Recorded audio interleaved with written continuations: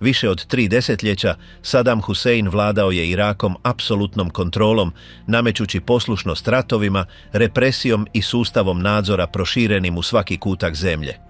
Pod njegovim su zapovjedništvom pokrenute vojne ofenzive velikih razmjera, zatvori su se punili oporbenjacima, a provodile su se čistke koje su dosegle čak i članove njegovog bliskog kruga. Vlast je funkcionirala kao instrument stvoren da jamči njegov opstanak, podržan nasiljem i strahom. Svaki je pokret bio osmišljen kako bi projicirao dominaciju, od kipova podignutih na trgovima do službenih prijenosa koji su stalno ponavljali njegovu sliku. Kult njegove ličnosti dosegao je razinu na kojoj se lojalnost miješala s preživljavanjem. Ta se vlast počela lomiti kada su strane trupe ušle u Bagdad u travnju 2003. Teritorijalna kontrola je nestala, a simboli vlasti srušeni su pred kamerama. S njegovim padom započela su suđenja. Je li ga njegova brutalnost dovela do kraja ili apsolutno povjerenje da nikada neće biti poražen? Djetinjstvo među mecima, dijete bez oca koje je sanjalo o Bagdadu. Saddam Hussein došao je na svijet u travnju 1937. u prašnjavom kutku Tikrita. Njegov je otac umro ili nestao prije nego što se on rodio, ostavivši njegovu majku udovicu s još jednim sinom u naručju. Usred te neimaštine odlučila je novorođenče predati obitelji svoga brata. Dijete je odgojeno u drugoj kući pod skrbništvom svoga ujaka Hajralaha Tulfaha, nezaposlenog učitelja koji je bio izbačen iz vojske nakon što je sudjelovao u nacionalističkom ustanku. Atmosfera je bila teška. Dječak je odrastao među vikom, strogim zapovjedima i stalnom pričom o neprijateljima koje treba poraziti. Nije bilo mjesta za nježnost ni igre. Njegova majka, nakon što se ponovno udala, zatražila ga je natrag godinama kasnije. Dječak se nije želio vratiti, ali bio je prisiljen. U tom novom okruženju tretman se pogoršao. Očuh mu je uskraćivao naklonost, tukao ga, a u više navrata pokušao ga se potpuno riješiti. Saddam je nekoliko puta bježao i svaki put se vraćao svome ujaku. Hajralahova figura postala je dominantna. Uz njega je naučio šutjeti, podnositi, ne plakati. S 10 godina Saddam je jedva znao čitati. Njegovo obiteljsko okruženje bilo je siromašno, njegova mu zajednica nije vjerovala, a učitelji su ga smatrali neprijateljski nastrojenim dječakom. Njegov je ujak bio taj koji je inzistirao da ga pošalje na školovanje u Bagdad. Uspio je da ga prihvate u osnovnoj školi na jugu glavnoga grada. Preseljenje je predstavljalo konačni prekid s majkom i očuhom. U Bagdadu dječak je boravio u kući rođaka i od prvog dana pokazivao zatvoren i prkosan stav. Nije razgovarao s drugom djecom. Nosio je nož za pojasom, spavao s njim i prijetio da će ga upotrijebiti ako ga netko uznemiri. Profesori su primijetili njegovo odbijanje svih autoritativnih figura. Često su ga kažnjavali. Saddam nije odgovarao. Samo je promatrao. Naučio se kretati neprimijećen, šutjeti, sve slušati. Ulične su tučnjave bile česte. Svaki put kad bi mu se netko rugao jer je iz Tikrita, odgovarao je udarcima. Mladić je odrastao pod okriljem ujaka Hajralaha, koji je malo po malo nastavljao sa svojim javnim djelovanjem nakon godina represije. Iz svoga unutarnjeg progonstva i dalje je gajio duboku mržnju prema hašemitskoj monarhiji, posebno prema kralju Fajsalu II i njegovim britanskim saveznicima. Svake je noći govorio o izdaji, predaji i propadanju. Saddam je slušao ne trepnuvši. Naučio je povezivati lica vladara s napuštanjem, siromaštvom i poniženjem koje je proživio. Još uvijek nije u potpunosti razumio pojmove, ali je pamtio imena i datume. Hajrallah je govorio sa strašću, pokazivao izreske iz novina, recitirao cijele govore. Saddam je jedva govorio, ali njegovo je ponašanje pokazivalo da upija svaku riječ. Njegov je karakter postajao sve rigidniji. Počeo je izbjegavati sve što ga je podsjećalo na slabost. Odbijao je iskazivanje naklonosti, odbijao je sudjelovati u školskim aktivnostima, radije je hodao sam uličicama Bagdada nego se igrao s drugom djecom. Nasilje mu se činilo prirodnim. U adolescenciji mijenjao je škole nekoliko puta. Njegov akademski dosje bio je skroman. Ocjene nisu bile izvanredne, ali njegova je prisutnost bila primjetna. Uvijek je imao isti suhi izraz lica, isti fiksni pogled. Neki su ga profesori strahovali ispraviti. Nije otvoreno vrijeđao ni bio neposlušan, ali njegova je šutnja bila prijeteća. Drugi su ga učenici naučili izbjegavati. Imao je samo jednog bliskog prijatelja, također mladića iz Tikrita. S njim je dijelio ručkove i sporadične razgovore. Na odmorima se radije sjedio daleko, ponekad je čitao nacionalističke pamflete, njegov mu je ujak davao knjige označene podvučenim rečenicama, govorio mu je o povijesti Iraka, o njegovim neprijateljima, o izgubljenoj veličini. Sadam je bilježio, nikada ništa nije dovodio u pitanje. Tijekom tih godina Irak je živio u stalnoj napetosti. Monarhija je održavala vlast uz stranu podršku, ali su se suprotni glasovi povećavali. U Bagdadu su glasine o zavjerama i pobunama bile česte. Hajralah je uspostavljao kontakte, slao poruke, pisao proglase. Sadam je promatrao svaki pokret. Još uvijek nije sudjelovao, ali se držao blizu. Svaki posjet Tikritu podsjetio ga je na ono što je ostavio iza sebe. Djetinjstvo obilježeno napuštanjem, razorenu obitelj, udaljenu majčinsku figuru i okruženje koje je odgovaralo samo udarcima. Njegova jedina stabilna struktura bio je govor njegova ujaka, ponavljan svakog dana s većim intenzitetom. U tom zatvorenom ideološkom svemiru Sadam je pronašao osjećaj pripadnosti. Srednju je školu završio s naporom, ne ističući se znanjem ni vještinama, iako su njegovi profesori prepoznavali da je bio discipliniran, dosljedan i da je uvijek poštovao rokove. Nikada nije izostajao s nastave, niti predao zadatak s kašnjenjem, a neki su ga opisivali kao nekoga tko je izgledao kao odrasla osoba zarobljena u tijelu mladića. Prema kraju školovanja počeo se zanimati za povijesne knjige i biografije vojnih figura. Raspitivao se o kampanjama, tražio stare karte i kopirao cijele govore, a da nitko nije znao razumije li sve što je čitao, iako mu je sjećanje bilo precizno. Imao je arhivirane cijele rečenice i recitirao ih u neočekivanim trenucima, oponašajući čak geste i intonaciju likova kojima se divio. Nije težio da izgleda kao običan učenik, nego da se projicira kao vođa. Njegov upis u gimnaziju nije bio lak. Nedostajale su mu izvanredne ocjene ili formalna potpora, ali je njegov ujak inzistirao dok mu nije uspio otvoriti put. U tom novom okruženju Sadam je održavao svoju uobičajenu rutinu. Govorio je malo, strogo ispunjavao obveze i držao se po strani, iako je prvi put počeo donositi vlastite odluke. Odbacivao je pravila koja nije razumio i prkosio profesorima, ne zbog akademskog interesa, već zbog nagona. Nije želio učiti, već nametnuti svoju prisutnost. Kod kuće se izolirao satima, kopirajući nacionalističke govore koje je zatim recitirao sam pred zrcalom, pod budnim okom Hajralaha, koji ga je promatrao s ponosom i rastućom opreznošću. Znao je da njegov nećak nije kao drugi, nije tražio naklonost, nije stvarao veze i nije pokazivao nikakvu sumnju. Rano se počeo osjećati privučen pričama o oružanoj borbi.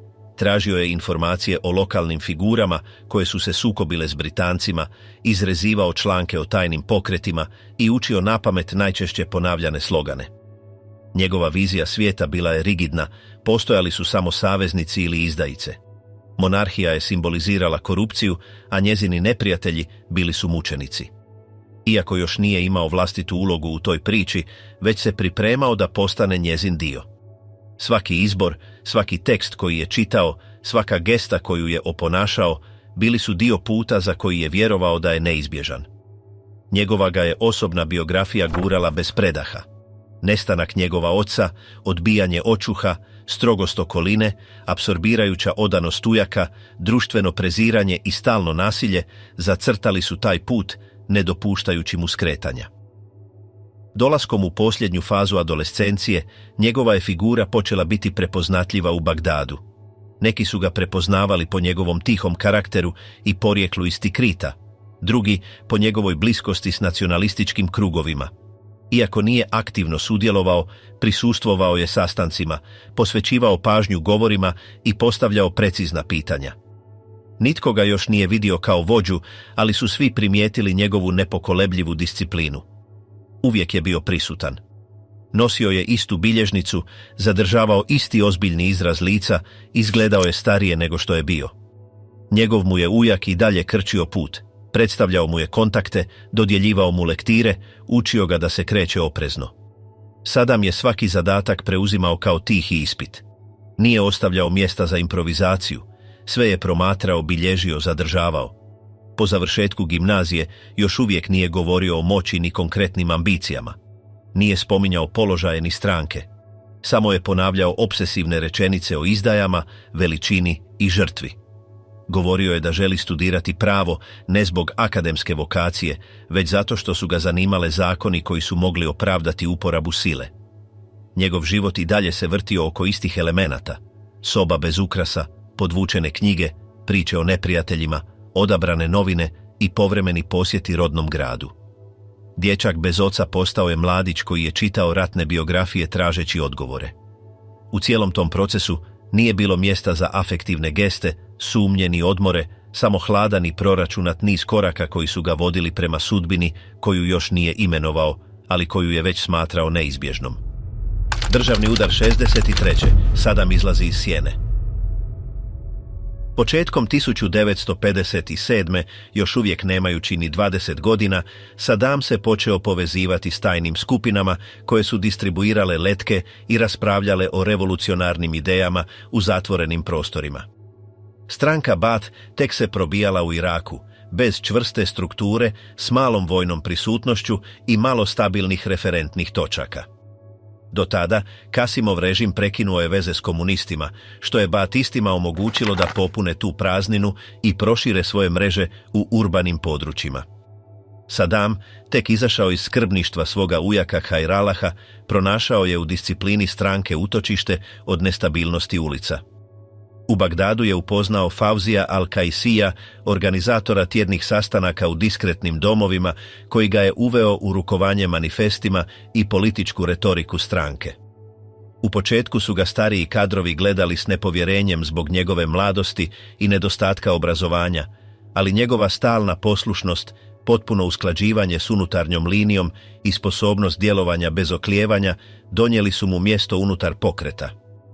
Uskoro je dobio manje zadatke poput prijenosa dokumenata i letaka, a zatim i funkcije nadzora nad ćelijama osumnjičenima za infiltraciju.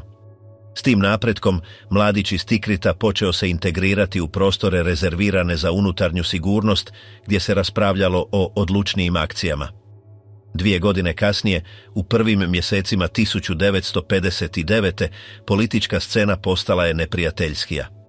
Vlada je držala Baatiste marginaliziranima, što je navelo sektore stranke da organiziraju plan za eliminaciju Kasima.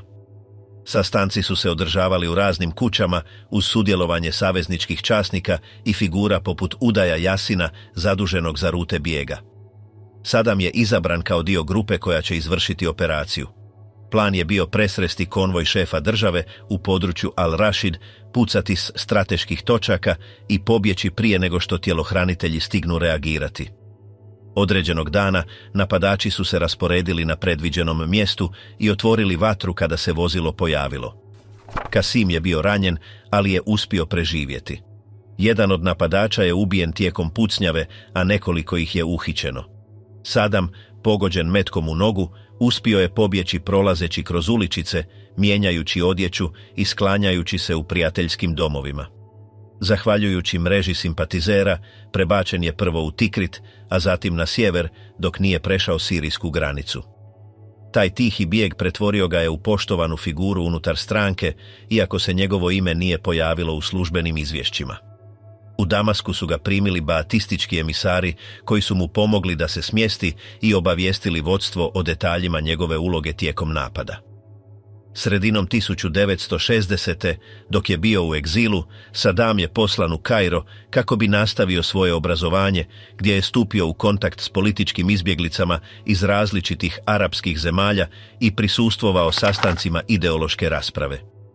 Iako je izbjegavao govoriti u javnosti, stekao je poštovanje svojih kolega zbog svoje točnosti, spremnosti da preuzme logističke zadatke i svog rezerviranog ponašanja. Na sastancima stranke u Egiptu nije obnašao relevantne funkcije, ali su svi znali da je izravno sudjelovao u atentatu na Kasima, što mu je donijelo određeni ugled među omladinskim krugovima. Tijekom tog vremena održavao je korespondenciju s Hajralahom, koji ga je informirao o unutarnjoj situaciji u Iraku i prenosio mu poruke bliskih figura stranci. Kada je režim pooštrio progone, nekoliko prognanih militanata počelo se vraćati u Siriju, gdje je Baath ojačao, iako je Sadam radije ostao u Egiptu dok se ne stvore uvjeti za povratak. Godina 1963. označila je odlučujući zaokret, a u veljači, nakon niza unutarnjih zavjera, stranka Baath uspjela je preuzeti vlast u Iraku vojnim udarom, podržanim od strane nekih sektora vojske. Sadam se vratio u zemlju s lažnim dokumentima i odmah je uključen u novi sigurnosni aparat, gdje je njegova uloga, iako još uvijek diskretna u javnom smislu, bila ključna u restrukturiranju političkih zatvora.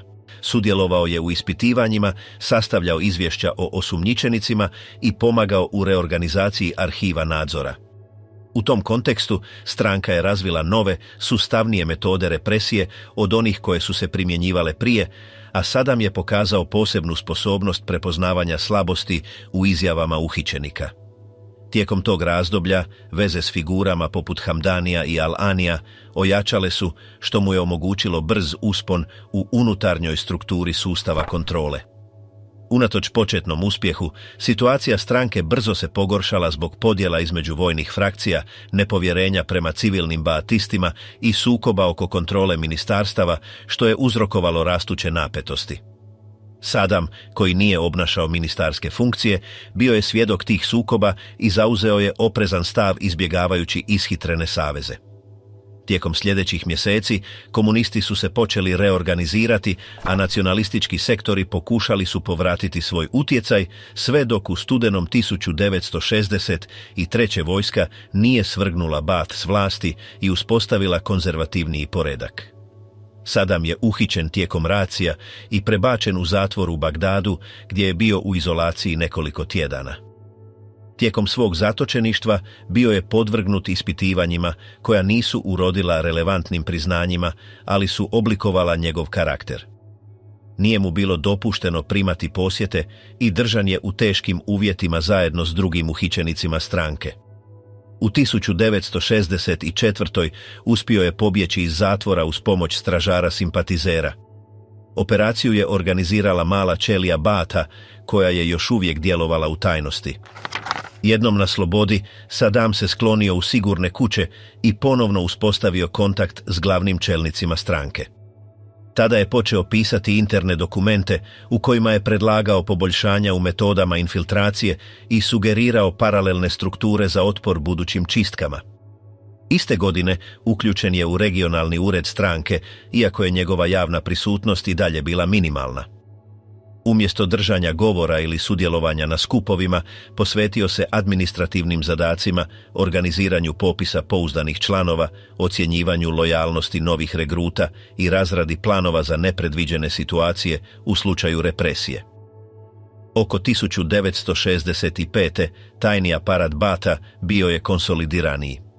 Sadam je koordinirao rad različitih ćelija u Bagdadu i Tikritu, nadzirući pošiljke tiskanog materijala, diskretne sastanke i zadatke protunadzora. Održavao je stalni kontakt s Kajralahom, koji mu je pružao političko pokriće i resurse. Povjerenje u njegovu operativnu sposobnost toliko je poraslo da je imenovan za člana odbora zaduženog za reorganizaciju komunikacijskih kanala sa Sirijom. S te pozicije imao je pristup povjerljivim informacijama o mogućim budućim savezima sa sektorima vojske. Tijekom tog vremena njegov utjecaj je rastao tiho, ne zauzimajući vidljiva mjesta, ali stječući autoritet u svakoj unutarnjoj odluci. U prvim mjesecima 1966. kada se stranka pokušavala oporaviti od novog vala represije, Sadam je predložio restrukturiranje sigurnosnih sustava i primjenu rigoroznijih filtara na nove članove na sastancima odbora koji su se održavali u diskretnim stanovima i na kojima su prisustvovale ključne figure stranke koje su u njemu vidjele nekoga spremnog preuzeti rizike. Iako su ga neki smatrali previše strogim, njegova sposobnost održavanja unutarnje discipline učinila ga je nezamjenjivim. Kako su se pripremali za eventualni povratak na vlast, njegovo se ime počelo češće pojavljivati u internim izvješćima stranke, iako još uvijek nije bio javno lice ni nacionalna figura. Ostao je u sjeni pletući mreže, procjenjujući saveznike, konsolidirajući strukture i sve je ukazivalo da će, kada dođe trenutak, biti spreman preuzeti drugačiju ulogu, iako se još nije profilirao kao čovjek koji će zauzeti središte scene. Željezni predsjednik, kako je preuzeo prijestolje bez ispaljenog metka. Kada je struktura stranke Baath ponovno preuzela vlast u 1968. Saddam je zauzimao strateško mjesto u unutarnjem aparatu, ali službeno lice novog režima bio je Ahmed Hasan al-Bakr.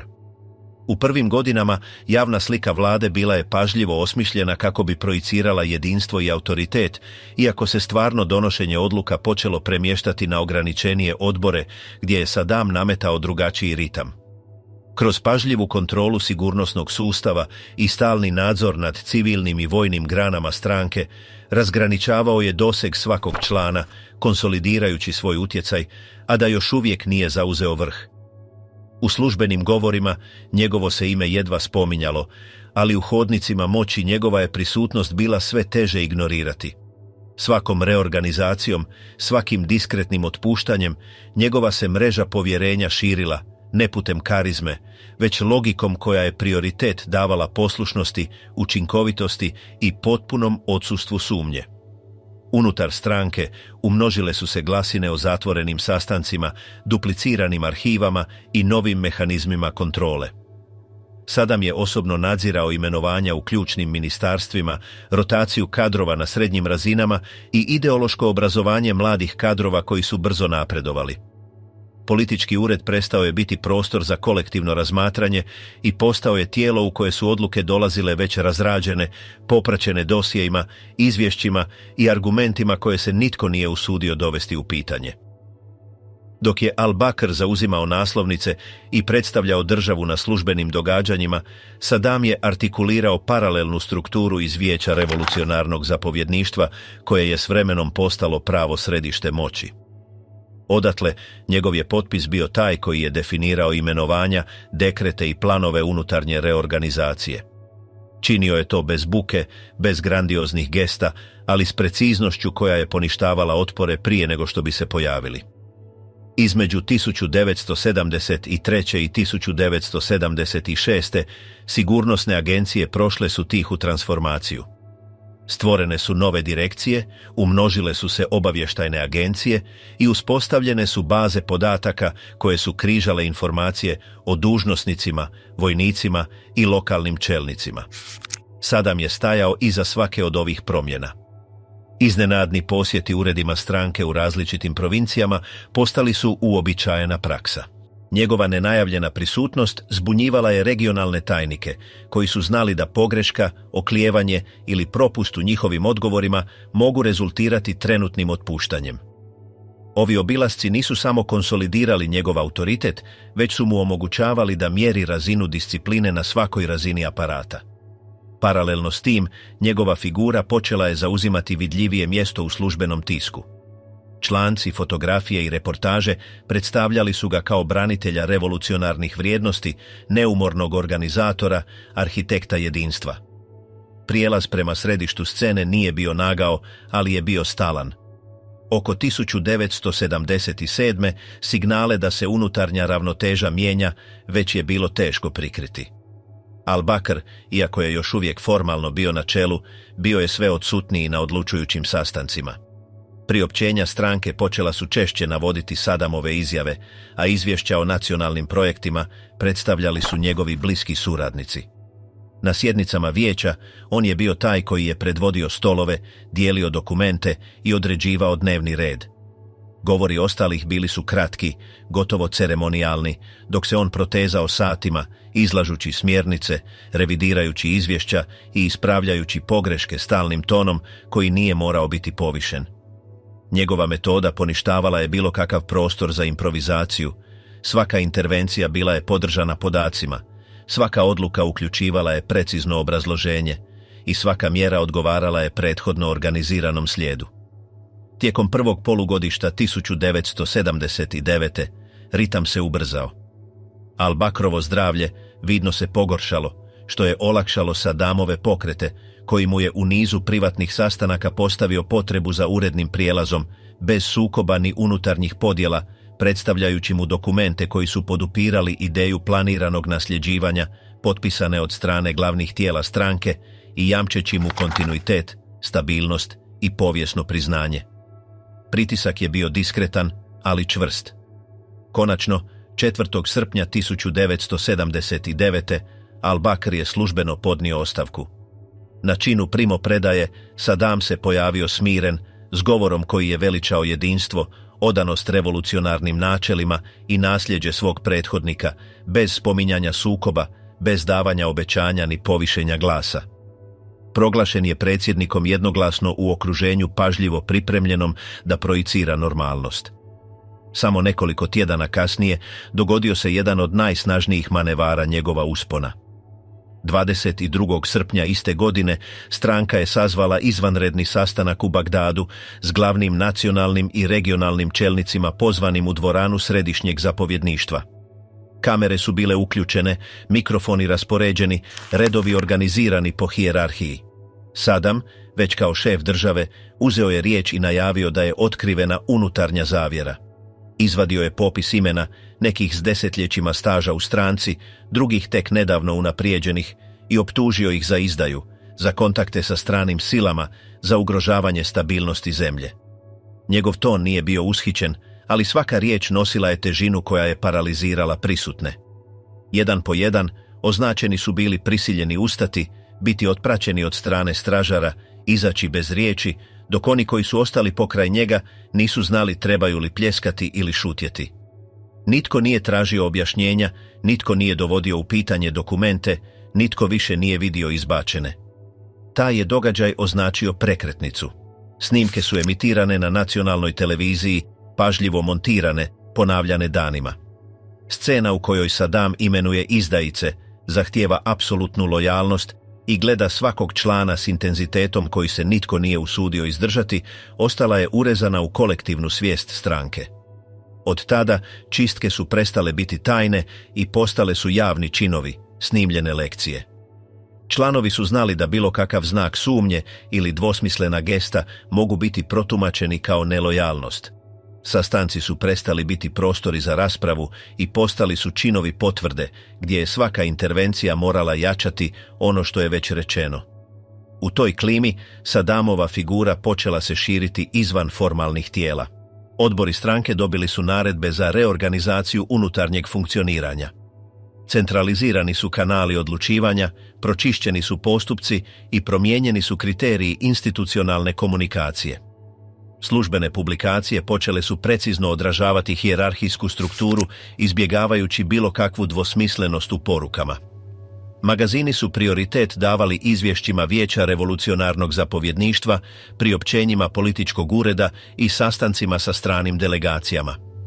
Nije se radilo o kampanji za imidž, već o sveobuhvatnom prilagođavanju koje je konsolidiralo vodeću jezgru kao jedini operativni autoritet unutar državnog aparata. U sljedećim mjesecima nadzor je postao rigorozniji. Svako ministarstvo imalo je delegate stranke koji su izvještavali izravno njegov ured. Tjedna izvješća o učinkovitosti, disciplini i ideološkom stavu postala su ključni dokumenti. Uspostavljeni su novi odbori za procjenu koji su križali podatke o javnim izjavama, administrativnom ponašanju i osobnim vezama. Bilo kakvo odstupanje, koliko god malo bilo, moglo je pokrenuti potpunu reviziju. U tom okruženju sastanci su počeli nalikovati kazališnim predstavama gdje je svaka gesta morala biti usklađena s voljom vodstva. Sadam je osobno prisustvovao mnogim od tih sjednica, bilježio, slušao bez prekidanja i zatim davao precizne upute koje su se odmah izvršavale. Nitko nije znao je li njegova prisutnost znak odobrenja ili uvod u istragu, a ta je dvosmislenost bila dio metode. Krajem 1979.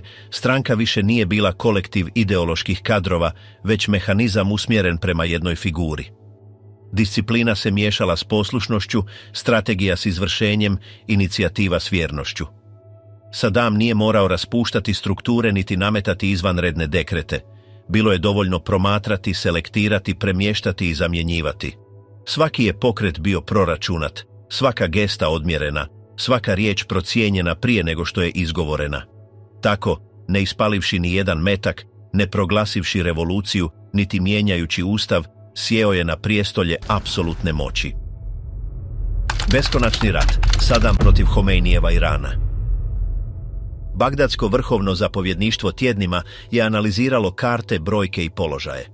Sadam Husein, sada bez suparnika u vrhu vlasti, smatrao je da je došao pravi trenutak. S islamskom revolucijom koja je još uvijek dezorganizirala redove iranskog režima i čistkom perzijske vojske u punom zamahu, istočna se granica činila oslabljenom. Irak je tada odlučio pokrenuti ofenzivu koja nije predstavljena kao invazija, već kao preventivni odgovor. Dozator autoritarnih gesta, koji je već dominirao Sadaminim stilom, ustupio je mjesto strategiji otvorenog rata. Pod izravnim naredbama, tenkovi, pješaštvo i topništvo mobilizirani su prema razdjelnoj liniji, prelazeći Šat al-Arab s ciljem zauzimanja ključnog teritorija južnog Irana. Operacija je bila osmišljena da bude brza, ali je napredovanje stagniralo nakon nekoliko tjedana. Teren je bio neprijateljski, klima zagušljiva, a iranski borci počeli su organizirati protunapade velikog intenziteta. Kampanja za koju se vjerovalo da će biti kratka, pretvorila se u vojnu močvaru koja je prisilila na produženje mobilizacije godinama. Dok je propaganda prikazivala Sadama kao čvrstog vođu, bojište se fragmentiralo, a obrambene linije prelazile su iz ruke u ruku iznova i iznova. Irački pogranični gradovi bili su pojačani i pretvoreni u rovove otpora. Vojno zapovjedništvo, koje je ofenzivu započelo s povjerenjem, počelo je primjenjivati ekstremne mjere za održavanje discipline. Stotine vojnika pogubljene su zbog povlačenja bez dopuštenja. Sadam je svaku odluku donosio hladno, ne prihvaćajući unutarnje kritike. Naredio je uporabu nekonvencionalnog oružja na nekoliko točaka bojišta, uključujući kemijske napade u ruralnim područjima naseljenim civilima. Snimke nisu dospjele na televiziju, ali su kružile među diplomatima i međunarodnim agencijama. Unatoč pritisku, režim je sustavno negirao bilo kakvu umiješanost. Kako se sukob produljivao, Bagdad je preformulirao svoj narativ. Više se nije radilo o korekciji granica, već o obrani od vjerske ekspanzije šiitskog režima. Sadam je izgradio diskurs u kojem se predstavljao kao zaštitnik sekularnog arapskog svijeta od klerikalnog fanatizma Teherana. Ovo novo opravdanje hranilo je službene govore koji su se svakodnevno širili putem radija i pisanog tiska. Predsjednik nije samo ojačao svoj imidž, već je udvostručio svoju kontrolu nad unutarnjim kadrovima. Časnici koji su pokazivali sumnju bili su uklonjeni, a zapovjednici koji su striktno izvršavali naredbe dobivali su brza unapređenja. Sigurnosni aparat nastavio je funkcionirati, sada usmjeren i na praćenje morala u vojsci. Tisuće novih vojnika regrutirane su među neiskusnim mladićima, a osnovna obuka zamijenjena je ubrzanom obukom usmjerenom na neposrednu borbu. Tijekom sljedećih godina bojište se pretvorilo u liniju smrti koja se protezala nekoliko stotina kilometara. Zapadno područje iranskog teritorija bombardirano je bez prekida, a režim Ajatolaha Homeinija odgovorio je ljudskim valovima u kojima su tisuće adolescenata poslane da napreduju preko minskih polja. Bagdad je povećao svoju proizvodnju projektila i pojačao svoju zračnu flotu hitnim kupovinama. Vojni troškovi premašili su predviđeni proračun i pribjeglo se posudbama i povremenim savezima kako bi se mašinerija održala operativnom. Sadam se često pojavljivao u uniformi, posjećujući bolnice i rovove, uvijek okružen kamerama. Njegove riječi bile su kratke, ali su slike govorile umjesto njega. Državna televizija neprestano je emitirala scene vojnika koji su mu klicali dok su se u pozadini umnožavali pokopi bez ceremonije. Oko 1984. izvješća vojnog zapovjedništva počela su otkrivati nepovratnu stagnaciju. Unatoč masovnoj uporabi helikoptera i oklopnih vozila nije se uspjelo osigurati ključne položaje, iranski protunapadi su se pojačavali, a civilno stanovništvo počelo je sve teže patiti. Nekoliko pograničnih sela bilo je potpuno uništeno, a unutarnja raseljavanja dosegnula su neviđene brojke. Diplomatski kanali aktivirani su diskretno, ali se činilo da ni jedna strana nije spremna povući se. Sadam je inzistirao da je pobjeda moguća, iako je privatno već analizirao scenarije obuzdavanja. Tijekom sljedećih godina ubrzano je prisilno novačenje i proširena je uporaba lokalnih milicija pod kontrolom Baath-a, dok je obrazovni sustav restrukturiran kako bi indoktrinirao nove generacije narativom o epskom otporu, a mediji su izostavljali bilo kakvo spominjanje umora ili iscrpljenosti. U 1986. interna izvješća ukazivala su na značajnu iscrpljenost u redovima, popraćenu naglim padom razina industrijske proizvodnje. Ograničenja nametnuta izvana počela su utjecati na bitne resurse i Sadam je naredio izravne mjere za neutralizaciju bilo kakvog znaka nestabilnosti. Kontrole nad obrazovnim centrima su udvostručene, a identificirani su dužnosnici s dvosmislenim stavovima koji su uklonjeni bez formalnog postupka. Iz središnjeg ureda promovirana je jedinstvena priča u kojoj su ratni izvještaji modificirani prije emitiranja, popraćeni glazbom marševskog tona i pažljivo odabranim frazama. Vodstvo je predstavljano kao jedini jamac kontinuiteta, ali unatoč službenom inzistiranju u sektorima vojske, već se priznavalo da je sukob stagnirao, ofenziva je izgubila smjer, a bojište je sve više postajalo nepokretna linija. Tijekom prvih mjeseci 1988. situacija je bila neodrživa.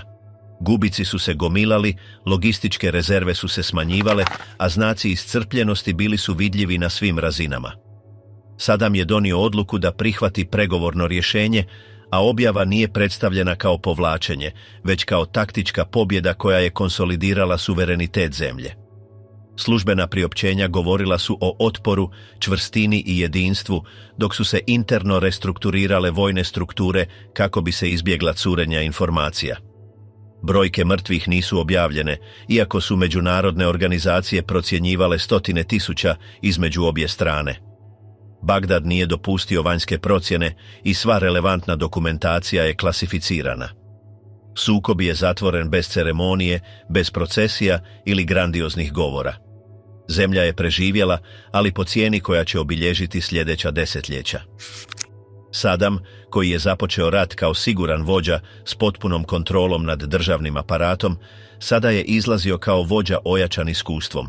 Njegov stil zapovijedanja konzolidirao se usred tragedije, a kontrola nad oružanim snagama postala je apsolutna. Rat protiv Irana nije ostavio individualne heroje ni jasne pobjede, ali je ojačao kult njegove figure i zemlja je ulazila u novu etapu, još uvijek ne znajući da je drugi sukob s više medijske pozornosti tek trebao doći. Pustinski plijen, invazija i pljačka Kuvajta. Početkom 1990.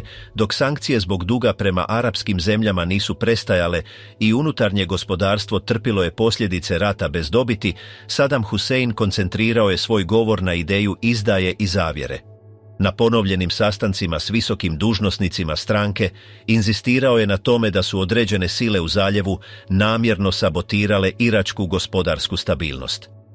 Prema njemu nije se radilo samo o naftnom sporu, već o prikrivenoj političkoj agresiji, a iz njegova najbližeg kruga promovirala se ideja da je jedini način za obnovu iračkog vodstva kažnjavanje odgovornih. Tih tjedana ime Kuvajta počelo se spominjati sa sve većom učestalošću u internim izvješćima i javnim govorima.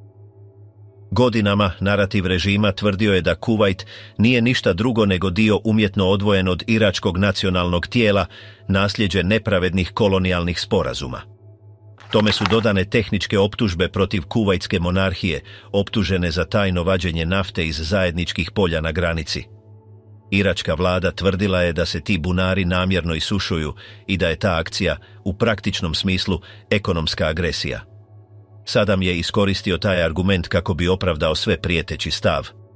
Na konferencijama s arapskim novinarima dao je naslutiti da njegovo strpljenje ima granice i u jednoj od tih izjava ustvrdio je da oni koji napadnu Irak moraju platiti cijenu. Paralelno, diplomatski sastanci između dviju vlada su propadali, a ponude za posredovanje Bagdad je tumačio kao taktike odugovlačenja. Prema zapisima iz Sadaminog kruga, njegova je odluka već bila donesena. Jedinice republikanske garde počele su se kretati prema jugu u potpunoj tišini. Nije bilo prethodnih najava i samo je ograničen broj zapovjednika bio svjestan konačnog cilja. Tijekom posljednjih dana srpnja, Dok su pregovori s kuvajtskim delegacijama još trajali, konvoji tenkova već su se postrojavali na strateškim točkama duž granice. Operacija je zamišljena kao munjevit potez, bez prostora za reakciju neprijateljskih snaga. U zoru 2. kolovoza trupe su prešle liniju koja je dijelila dvije zemlje i u roku od nekoliko sati preuzele su neuralgične točke Malog Emirata. Kuvajtska obrana nije izdržala napredovanje, a kraljevska obitelj pobjegla je u Saudijsku Arabiju. U podne ulice glavnoga grada bile su pod iračkom vojnom kontrolom, a snimke vojnika kako podižu zastave na javnim zgradama emitirane su na iračkim državnim kanalima kao dokaz neposredne dominacije. Sadam se istog dana pojavio na televiziji objavljujući da je Kuvajt uključen u Irak s punom administrativnom integracijom i podvrgnut zakonima Bagdada. Operacija, predstavljena kao oslobodilačka, bila je popraćena izravnom intervencijom u svu ključnu infrastrukturu. Vladini uredi, banke, skladišta i rafinerije preuzete su od strane posebnih jedinica, dok se paralelno propagandni aparat aktivirao kako bi pojačao ideju da je Irak djelovao u samoobrani. Službene izjave tvrdile su da je akcija odgovor na desetljeća provokacija i ekonomske pljačke koje je počinila kuvajtska elita, a državna televizija emitirala je snimke navodnih građana koji slave ujedinjenje, iako su vanjski izvori dovodili u pitanje autentičnost tih scena. Unatoč tome, unutar Iraka narativ je bio jednoglasan i okupacija je opravdana kao čin suvereniteta. Od prvog dana Sadam je odbio razmotriti bilo kakvu formulu povlačenja. Njegov je stav brzo otvrdnuo, a najbliži ministri podržali su odluku sinkroniziranim govorom. Na brojnim arapskim forumima Irak je branio svoju intervenciju kao dio nacionalističkog i antiimperialističkog cilja i unatoč kritikama bagdadski režim zadržao je svoj stav bez ustupaka. U sljedećim tjednima počelo je formiranje međunarodne koalicije. Pod vodstvom Washingtona više od 30 zemalja se uskladilo s proklamiranim ciljem oslobađanja Kuvajta. Trupe su raspoređene u Saudijskoj Arabiji i uspostavljena je potpuna ekonomska blokada protiv Iraka, dok je Sadam udvostručio svoju retoriku. Ustvrdio je da se ne radi o običnom teritorijalnom sporu, već o sukobu između volje arapskih naroda i stranih interesa, a u svojim govorima usporedio je situaciju s drevnim otporima kolonijalizmu, tražeći herojski paralelizam koji bi opravdao njegov ostanak u okupiranom Emiratu. Unutar zemlje, službeni govor inzistirao je na tome da se Irak može oduprijeti bilo kakvoj vrsti pritiska. Održavali su se skupovi podrške vođi i jačala je slika nacionalnog jedinstva, dok su se u školama učenici podučavali o legitimnosti kuvajtske integracije. Na ulicama, međutim, nestašica je počela postati očita, budući da su ograničenja nametnuta blokadom utjecala na opskrbu osnovnim dobrima, iako je cenzura spriječavala da se ti nedostaci odraze u tisku. Dominantni narativ i dalje je bio usredotočen na nacionalno dostojanstvo i potrebu da se odupre međunarodnoj agresiji. Tijekom tog vremena Sadam je održao nekoliko sastanaka s predstavnicima nesvrstanih zemalja u pokušaju da probije diplomatski obruč. Također je slao pisma upućena arapskim vođama, apelirajući na regionalno jedinstvo, iako niti jedan od tih pokušaja nije promijenio stav koalicije. Saudijske granice strane su se snage nastavile grupirati, dok se u Bagdadu jačala kontrola nad stanovništvom. Pojačana su uhićenja oporbenika i pooštreni su službeni govori protiv bilo kakvog neslaganja s državnim strojem usredotočenim na obranu donesene odluke. Proteklih mjeseci napetosti su dosegle svoj vrhunac. Rokovi koje je postavilo Vijeće sigurnosti su istekli bez rezultata, a Sadam je odbijao popustiti. Okupacija se nastavljala dok su se provodili vojni manevri kako bi se konzolidirala iračka prisutnost na zauzetom teritoriju, a propaganda je inzistirala na tome da je narod Kuvajta oslobođen od kontrole korumpirane monarhije. Na svaku izjavu međunarodne osude odgovarao je optužbama za licemjerje i dvostruke standarde. U njegovoj viziji Irak je bio kažnjen jer je digao glas protiv dominantnih interesa. Logika režima zatvorila se u sebe. Nije se razmatralo povlačenje, niti se priznavala bilo kakva legitimnost odlukama donesenim izvan Bagdada. Sadam je pojačavao ideju da bi bilo kakav ustupak bio nepovratno poniženje i tako se ušlo u razdoblje napetog čekanja sa svim akterima pozicioniranim. U iračkom glavnom gradu naređene su vježbe civilne obrane i pripremljeni su govori za mogući sukob. Vođa nije pokazivao znakove promjene, a u njegovom se unutarnjem krugu malo tko usudio dovesti u pitanje strategiju. Izvješća koja su stizala u palaču zadržala su optimističan ton, iako su znakovi izolacije bili očiti. Za Sadama Huseina kontrola Kuvajta nije bila samo vojna akcija, već simbolička afirmacija. Predstavljao se kao onaj koji vraća arapski ponos i kao vođa spreman suočiti se s bilo kakvom kaznom samo da ne popusti. Taj je stav obilježio posljednje trenutke okupacije, koja je započela u nekoliko sati i koja će se uskoro suočiti s radikalnim ishodom. Tornado vatre, zaljevski rat i poniženje Bagdada. U rano jutro 17. siječnja 1991. nebo iznad Bagdada obasjao je bljesak koji nije dolazio od sunca, već od krstarećih projektila koji su klizili nad horizontom, prolazeći tiho prije nego što su s milimetarskom preciznošću udarili u strukture koje je odabrao Pentagon. Operacija Pustinska oluja pokrenuta je bez vidljivog prethodnog upozorenja za iračko vrhovno zapovjedništvo, koje je još uvijek očekivalo kasnu kopnenu ofenzivu ili neku last minute pregovore. Umjesto toga, ono što je pokrenuto bila je sustavna, proračunata i smrtonosna zračna kampanja, koja je od prvog trenutka nastojala dezorganizirati zapovjedne mreže, prekinuti napajanje glavnoga grada i srušiti obrambene sposobnosti režima. Iz svojih podzemnih bunkera Saddam Hussein i njegovi generali slušali su kako odjekuju eksplozije u lancu, ostavljajući bez struje velike dijelove Bagdada prije nego što je sat otkucao 3 ujutro. Primjena zapadne ratne tehnologije bila je zapanjujuća. U samo 48 sati Sjedinjene države i njihovi saveznici pokrenuli su više od 2000 zračnih napada, usmjerenih satelitima i elektroničkim nadzorom u stvarnom vremenu. Iračko ratno zrakoplovstvo, desetkovano od početka, jedva je uspjelo podići dijelić svojih letjelica prije nego što su piste postale neupotrebljive. Saddam nije dopustio uredno povlačenje ni premještanje svojih zračnih jedinica, što je dovelo do toga da su mnoge uništene na zemlji, a da uopće nisu ni poletjele. U međuvremenu, američki obavještajni timovi nadzirali su svaki pokret unutar iračkog vojnog aparata, presrećući komunikacije, dekodirajući signale i prilagođavajući ciljeve prema pulsu otpora. Tehnološka superiornost bila je toliko jasna da na nekim područjima iračka protuzračna obrana nije ni uspjela otkriti projektile dok nisu već udarili. Kako su dani prolazili, napadi su se proširili na rafinerije, radijske postaje, strateške mostove, zapovjedne centre i skladišta streljiva. Ideja nije bila samo razbiti iračku vojnu mašineriju, već i potkopati moral njezinih čelnika i potpuno izolirati Sadama od njegovih trupa. Međutim, irački vođa nije pokazivao znakove predaje i ostao je tih tijekom prvih dana, bez javnih nastupa, sklonjen na nepoznatim mjestima, čak i za svoj najbliži krug. Tek kada su televizijski prijenosi ponovno uspostavljeni u nekim područjima, nakratko se ponovno pojavio u snimkama u kojima je djelovao smireno i prkosio napadačima, iako je psihološki utjecaj već bio očit. Mnogi njegovi časnici izgubili su kontakt s lancem zapovijedanja, naredbe su stizale kasno ili nisu stizale, a koordinacija između divizija bila je praktički nepostojeća. General Schwarzkopf i njegov tim, svjesni da bi kopnena invazija mogla koštati mnogo života, produžili su zračnu fazu što je više moguće. Više od mjesec dana koalicija je bez prestanka bombardirala više od 1500 vojnih ciljeva, kao i drugu infrastrukturu koja se smatrala ključnom za iračku logistiku.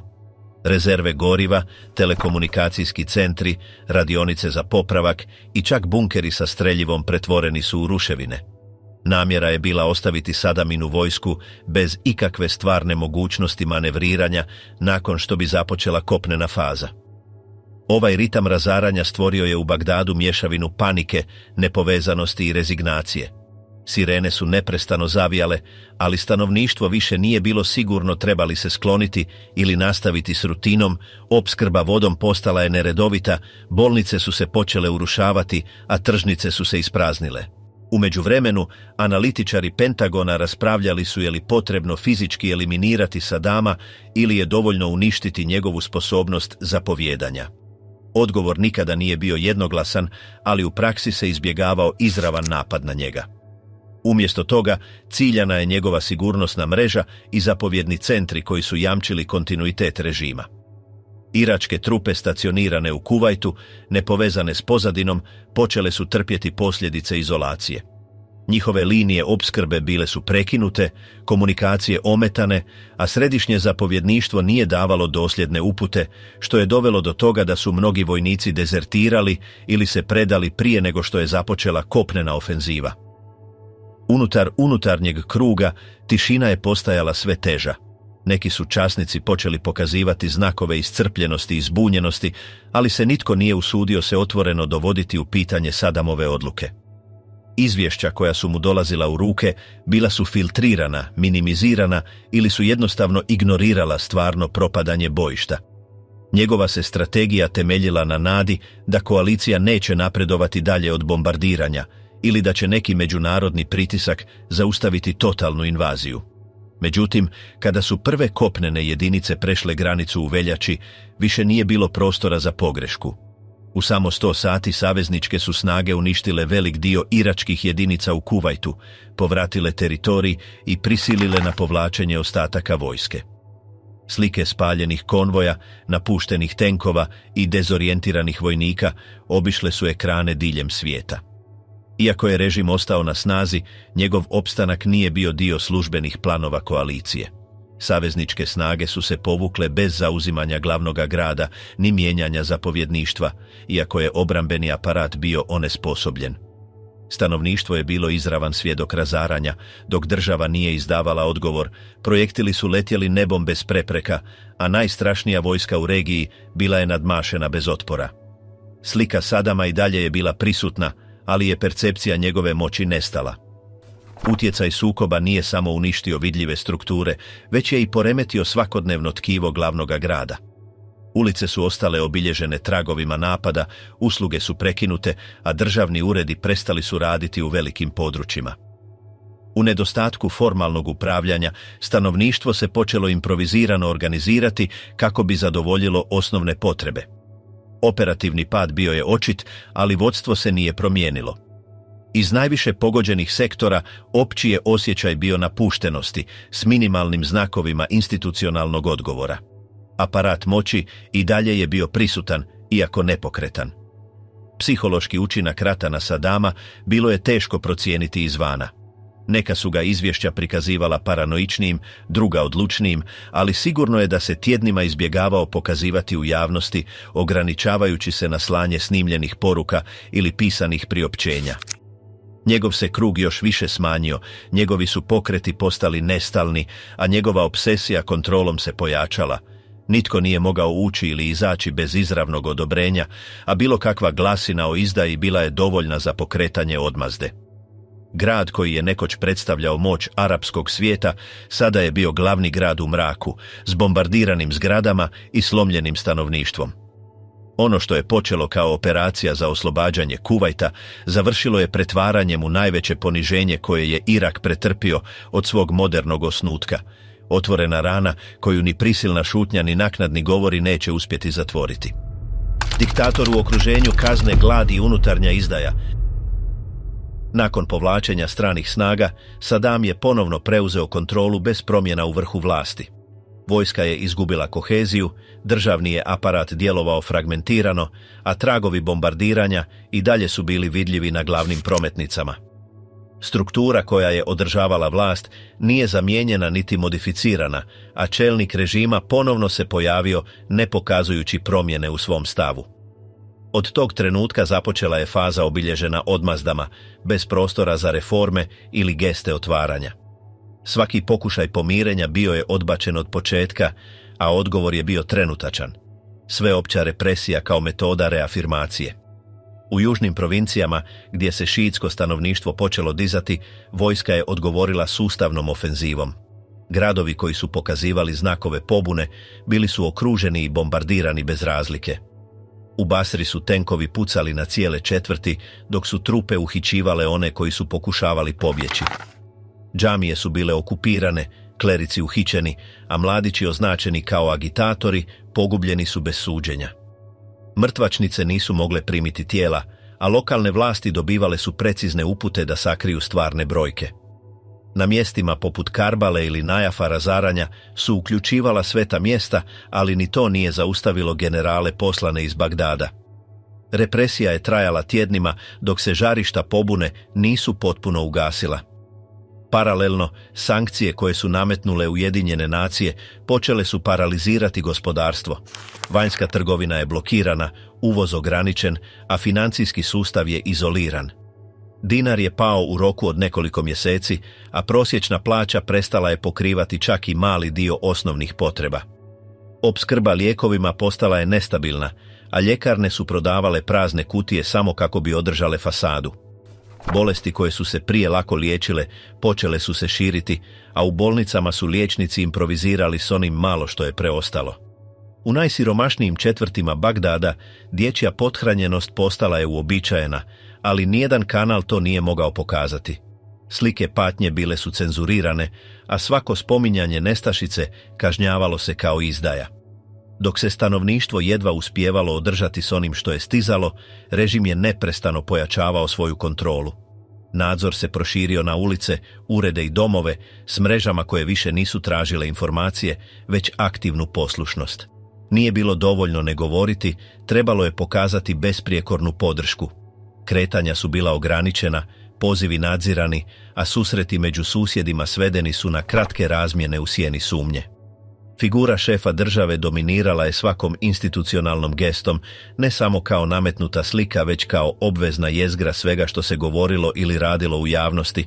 Riječi su se ponavljale bez naglaska, službeni događaji slijedili su zatvoreni scenarij, a najmanje oklijevanje bilo je dovoljno za pokretanje posljedica. Poraz nije oslabio režim, učinio ga je zatvorenijim, opsesivnijim i odlučnijim da se održi s onim što još uvijek može kontrolirati. Međunarodni pokušaji ublažavanja humanitarne krize propali su pred krutošću režima. Program nafte za hranu odobren je pod strogim uvjetima, ali njegovo je izvršenje bilo kontrolirano iz ureda središnje vlasti. Distribucije su bile selektivne, lojalna područja dobivala su više zaliha, sumnjive regije kažnjavane su smanjenim obrocima. Dio sredstava preusmjeren je na račune pod kontrolom vodstva. Nafta se mijenjala za dobra, ali i za usluge. Ojačane su tajne trgovačke mreže, a posrednici bliski predsjedničkoj obitelji iskoristili su sustav za bogaćenje. Dok su se redovi u distribucijskim centrima produljivali, Sadamovi sinovi organizirali su privatne zabave s ilegalno uvezenim proizvodima. Figura diktatora ostala je sve prisutna. Unatoč međunarodnoj izolaciji, organizirao je javne događaje kako bi se pokazao čvrstim i sigurnim. Na službenim događajima pojavljivao se okružen časnicima i dužnosnicima, iako mnogi od njih više nisu vjerovali u stabilnost sustava i lojalnosti su postale krhke. Privatno su neki članovi unutarnjeg kruga počeli izražavati rezerve, ali nije bilo vidljivih raskola. Sadam je i dalje koristio strah kao glavni alat. Slučajevi visokih dužnosnika uhićenih zbog nejasnih sumnji povećali su se. Neki su pogubljeni bez suđenja, drugi su poslani u tajne zatvore, a čak su se i članovi njegove šire obitelji počeli bojati za svoju sigurnost. Jedan od najpoznatijih slučajeva bio je onaj Huseina Kamela, predsjednikova zeta i istaknute figure vojno-industrijskog kompleksa. U 1995. pobjegao je u Jordan zajedno sa svojim bratom, a obojica su ponudili suradnju s međunarodnim organizacijama, otkrivajući detalje o skrivenom programu naoružanja. Utjecaj je bio trenutačan i Sadam je ostao tih nekoliko dana. Kada je konačno reagirao, učinio je to dvosmislenom strategijom, budući da se javno pravio da ga izdaja nije pogodila i izjavio je da se dezerteri mogu slobodno vratiti ako žele. Mjesecima kasnije, kada su se braća Kamel vratila vjerujući obećanjima, ubijeni su u zasjedi koju su organizirali članovi njihovog vlastitog plemena, a poruka je bila jasna. Nijedna nelojalnost, ma koliko bliska bila, neće proći nekažnjeno. Napetost unutar vojne strukture također je porasla. Neki generali koji su bili ključni tijekom 80-ih godina bili su premješteni ili degradirani, a povjerenje se više nije temeljilo na zaslugama, već na poslušnosti. Promovirane su mlade figure, mnoge bez stvarnog iskustva, ali s obiteljskim ili osobnim vezama s čelnicima obavještajnih službi. Strateške odluke donosile su se na temelju političke kontrole, a ne učinkovitosti. Ministarstvo obrane bilo je podređeno sigurnosnim agencijama, lanci zapovijedanja su se fragmentirali, a najsposobnije jedinice bile su smještene blizu Bagdada, ne da bi zaštitile zemlju, već da bi čuvale režim. Na sjeveru situacija nije bila ništa manje složena. Kurdska regija postigla je de facto autonomiju nakon rata, zaštićena zonom zabrane leta, a središnje vlasti nisu uspjele nametnuti svoju vlast. Prazninu su iskoristile lokalne stranke, ali i vanjski akteri, a Sadam je odgovorio izolacijom. Kurdi su bili izvan službenih programa i svaki pokušaj komunikacije usmjeravao se kroz neslužbene emisare.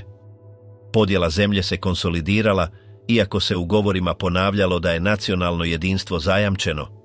Teritorijalna kontrola se smanjila, ali kontrola nad još uvijek dominiranim područjima postala je opresivnija. Mjere nadzora su se neprestano umnožavale. Pojačani su sustavi praćenja u osjetljivim područjima. Proširene su arhive unutarnje kontrole i dodijeljene su nove funkcije u redima zaduženima za nadzor civilnog i vojnog ponašanja.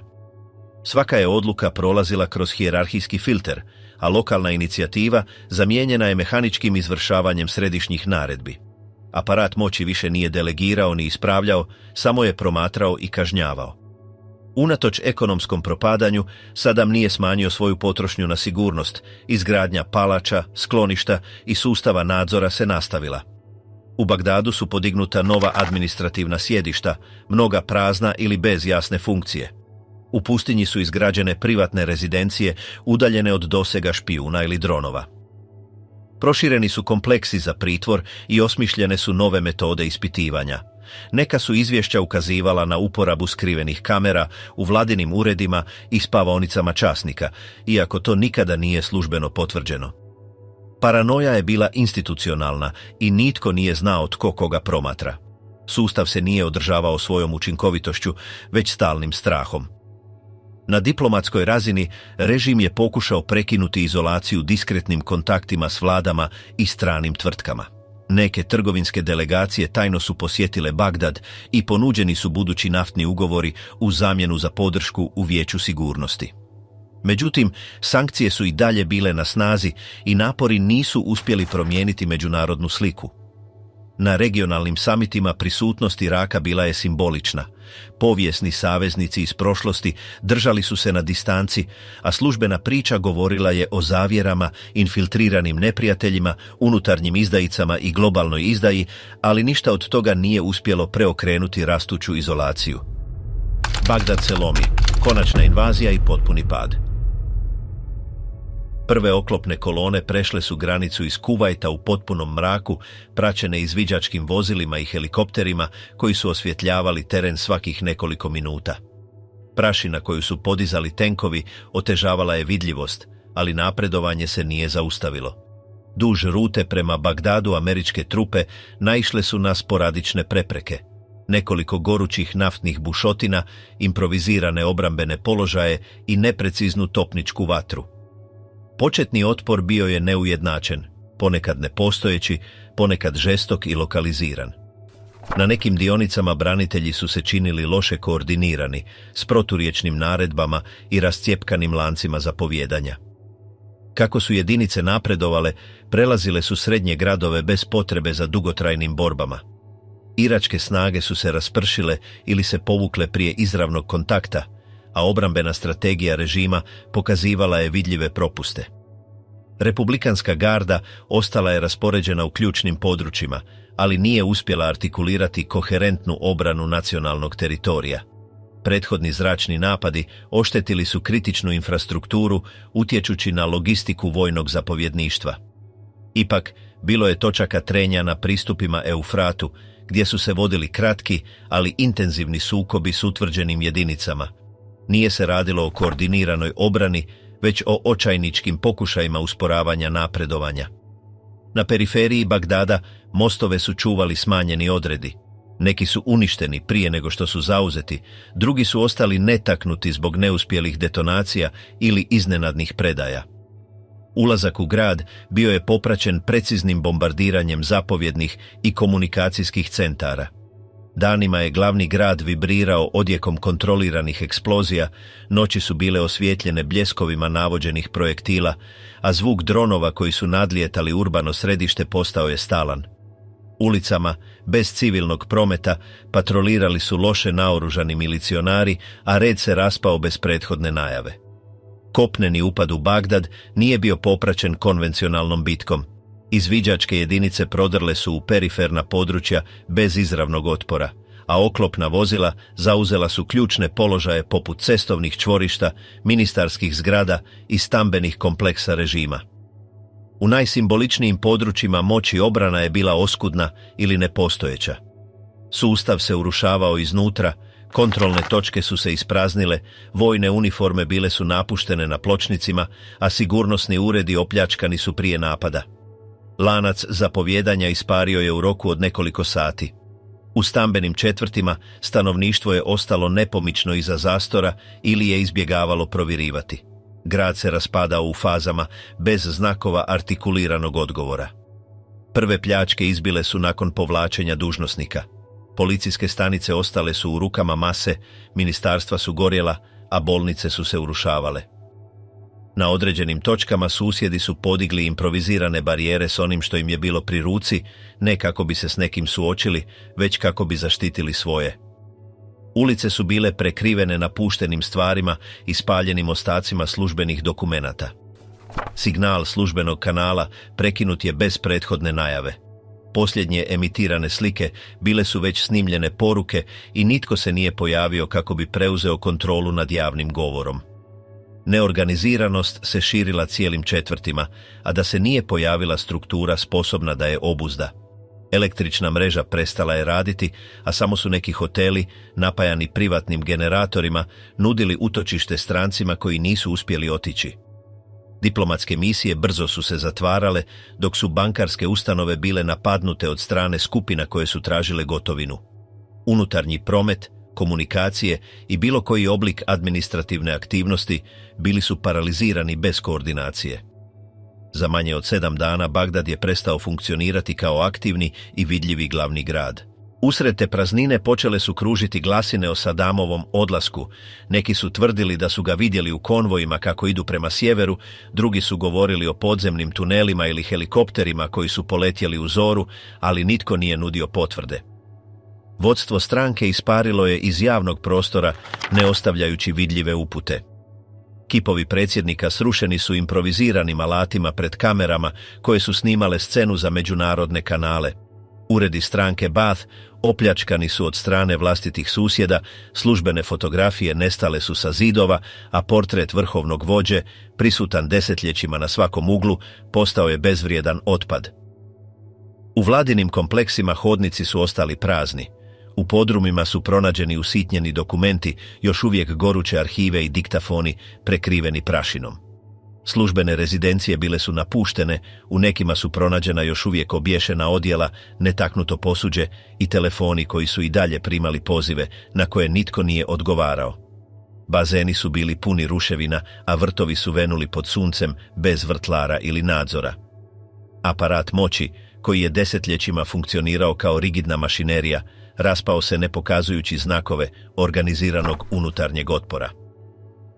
Sustav urbane kontrole je ispario, civilne sigurnosne snage napustile su svoja mjesta, oružje je napušteno ili preprodano na improviziranim tržnicama, a neke su policijske postaje pretvorene u skladišta za pljačkaše. Zatvori su ostali bez čuvara, oslobađajući stotine običnih zatvorenika. U sljedećim danima naoružane bande počele su patrolirati cijelim sektorima i nije bilo vidljive vlasti. Stanovništvo se organiziralo u ćelije samozaštite, postavljajući kontrolne točke s namještajem, hrpama kamenja ili napuštenim vozilima. Obiteljsko nasilje se povećalo, bolnice su bile preopterećene, a ambulantna vozila su zaplijenjena od strane naoružanih skupina koje su nametale vlastita pravila. Zauzimanje Bagdada nije bilo sukob, bilo je to nestajanje.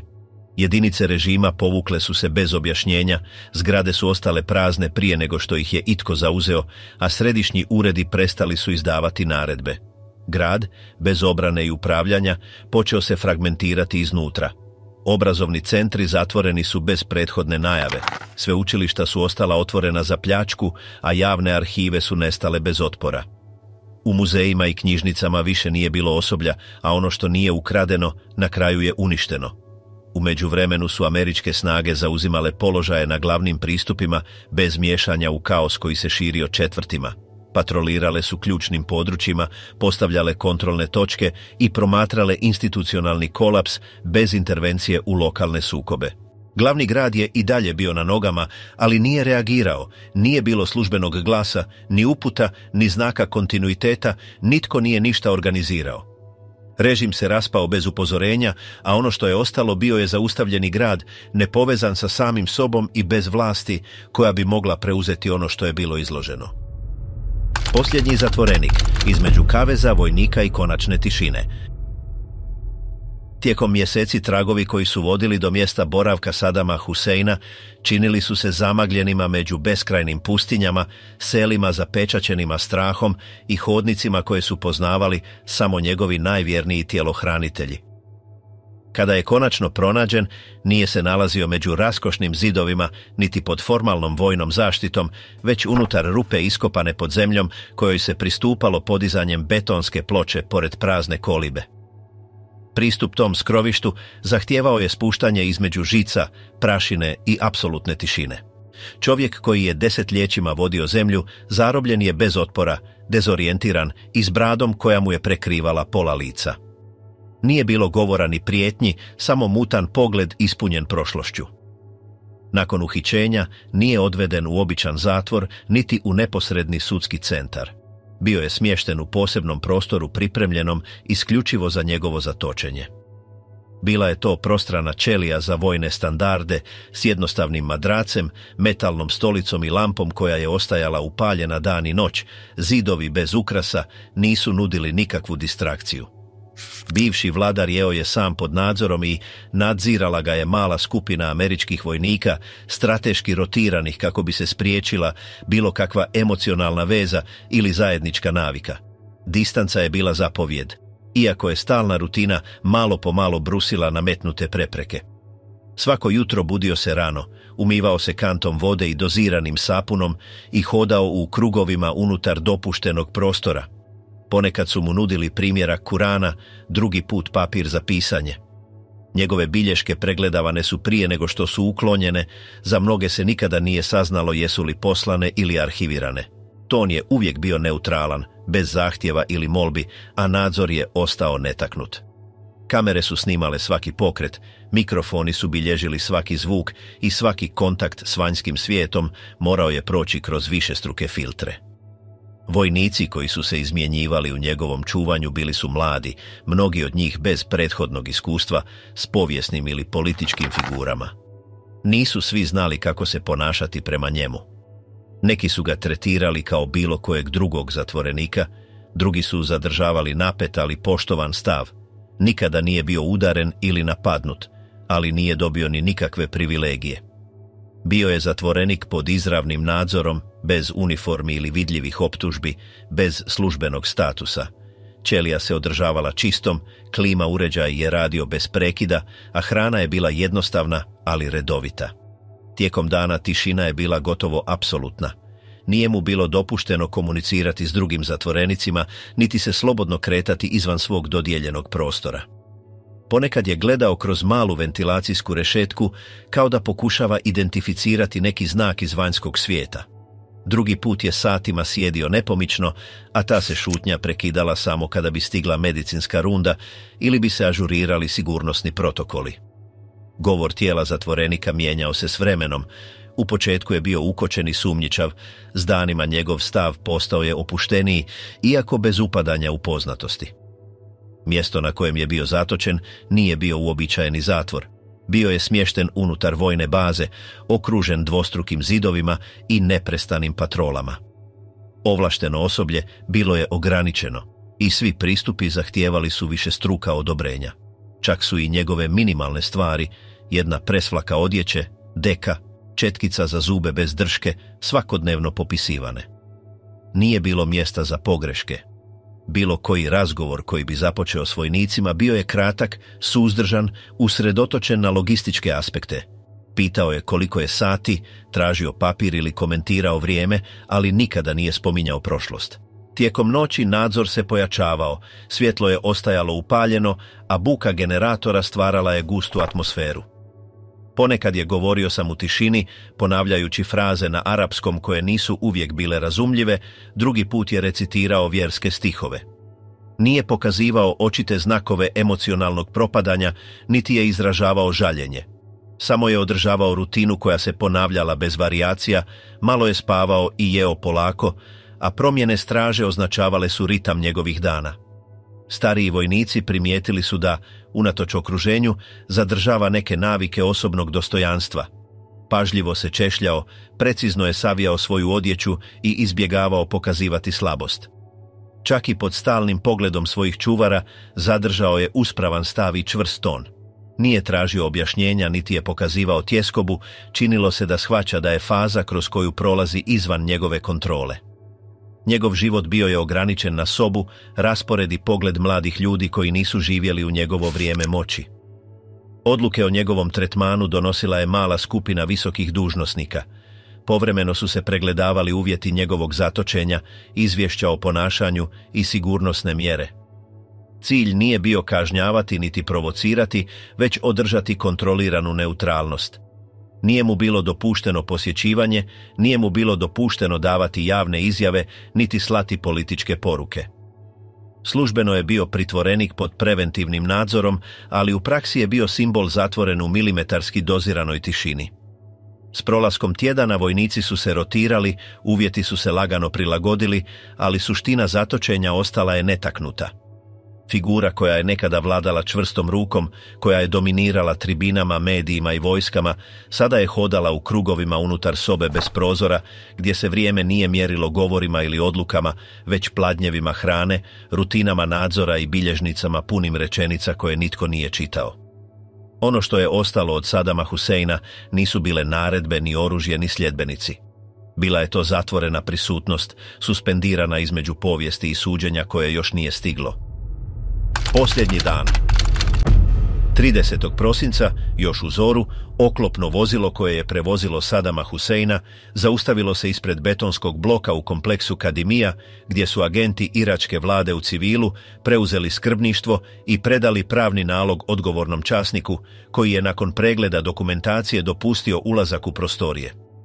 U drugoj sobi čekali su određeni svjedoci, uključujući suca, mrtvozornike i dužnosnike Ministarstva pravosuđa, spremni ovjeriti svaki korak postupka. U obližnjoj sobi 3 su muškarca s kapuljačama šutke čekala s dodijeljenim zadatkom, ne pokazujući lice, niti izgovarajući riječ.